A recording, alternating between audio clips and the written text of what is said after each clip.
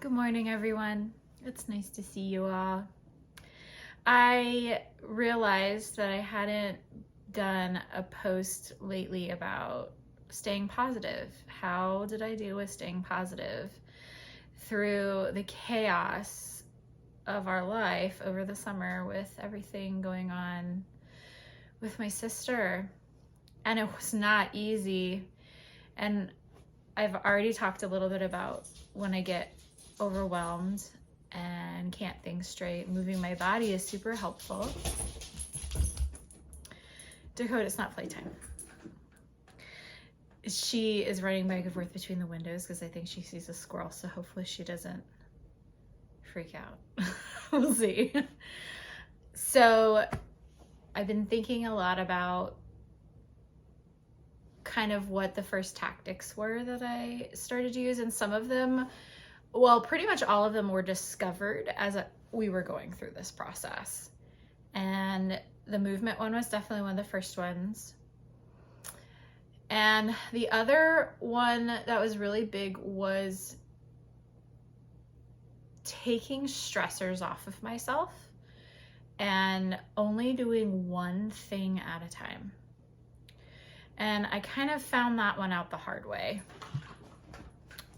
When things started to get really difficult, right around the beginning of July was when Sarah had her first, well, not her first seizure, but like the really big one that we had, Josh had to call 911 and she was hospitalized. And we really did, when I walked in the hospital, we honestly, when I saw Josh, we thought she wasn't going to be leaving. That was how serious it was at the time. And it was like the day before the 4th of July, because I remember sitting in the hospital room with her the night of the 4th. I stayed with them and we watched the fireworks through the window going off. And luckily that week I had already planned to take that week off. So I didn't have the stress of managing clients and going to the office that week to begin with. So that week it was very easy to dedicate myself to helping Josh take care of Sarah, make decisions with him, because for a while Sarah was not in a position to be able to make any decisions. And so Josh and I really had to come together to look at the big picture, take the advice from all of the different areas and figure out what was the best course of action. And it was really hard, and I'm glad that I didn't have anything else I had to focus on at that time. And so Sarah got home the end of that week, and at that point we hadn't made the hospice decision. She was getting some radiation. We were hoping that maybe the radiation would reduce the swelling in her brain enough and the cancer in her brain enough that we could get her to the next, the immunotherapy. Knowing that it was just basically to give us more time. So I was able to go back to work for 3 days. And then quickly we determined that this was not going to work. She seemed to be,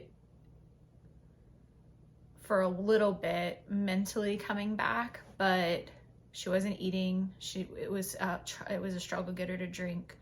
She was really nauseous, and it was very clear that she was not, like, the immunotherapy was not going to do anything for her. It would just be torture. And something happened that day as well that made Josh and I think that maybe she was having another seizure, and things were changing very quickly. And so that was a Thursday. Those big events you remember, just like imprinted in your brain. And that was the day we decided to put her on hospice after talking to her, the nurse that had come to see her, and all of these other components. So once again, for like 3 or 4 days, I was able to give my attention fully to her and not think about or juggle anything else.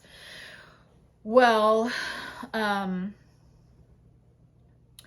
I had decided at the time that come the next week, I'd play it by ear. I'd just take it day by day. If it looked like she was stable, I would go to the office for a little bit and then go back to their house at night, because it was becoming very clear that someone had to be there like all the time.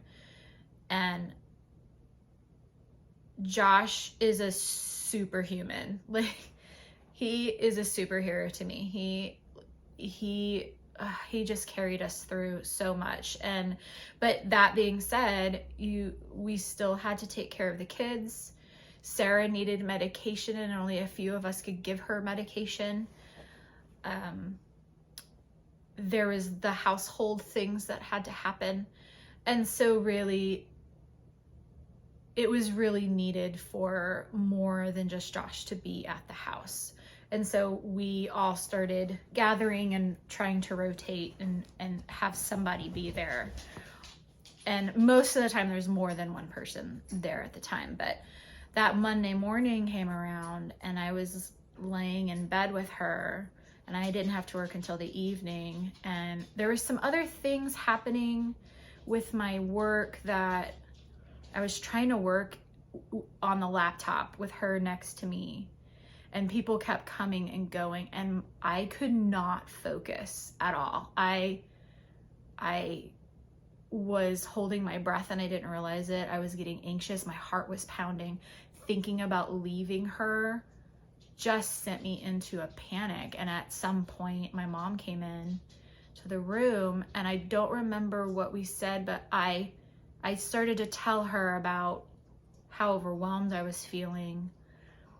And then I just broke. I started wailing. I cried so hard. She just hugged me and let me cry on her shoulder.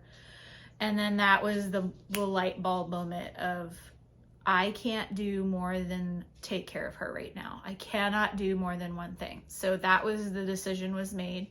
And I basically said, until this is over, I cannot do or worry about anything except her until we're through this, because I mentally could not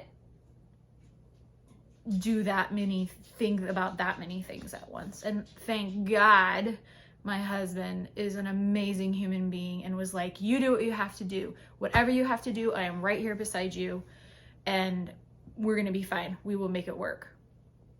And so that what ended up being I thought a hard decision, because I felt like I had needed to take both care of Sarah, and I have clients who legit need to see me.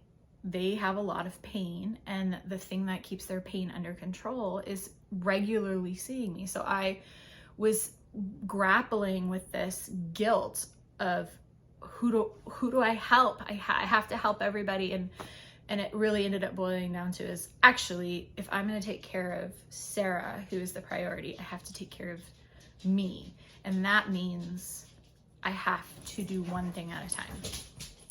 So that's what I did. And I ended up actually having to go outside to get away away from all distractions, to start calling all my clients and telling them, hey, I'm stepping back until this event is over, and I will reach out when I'm ready to start rescheduling. But I had to have complete quiet. I could not think straight at all.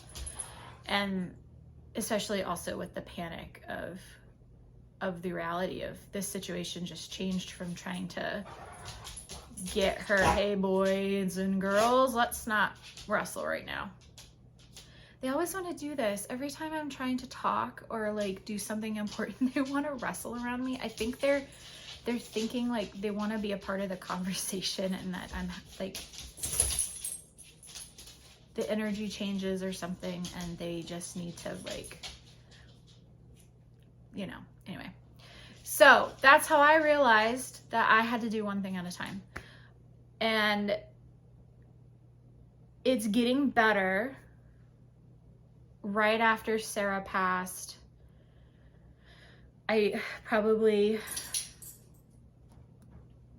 it was probably a good month.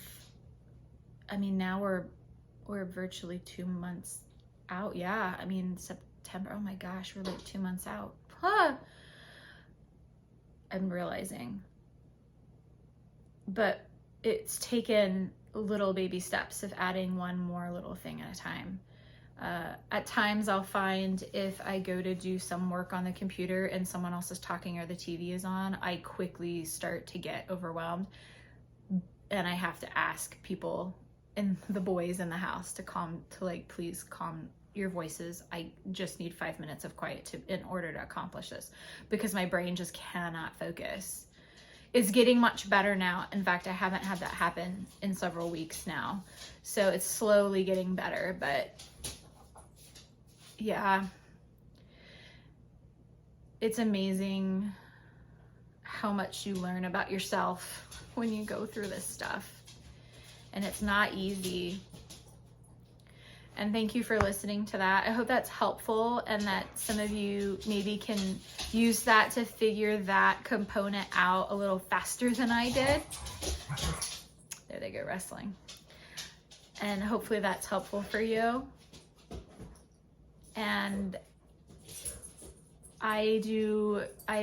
all of my deepest sympathies and love and care to anyone who is going through a big life-changing event like this, because it's not just the emotion of losing the person, but you also have to contend with everyday life and what's happening around you, and it can become so overwhelming.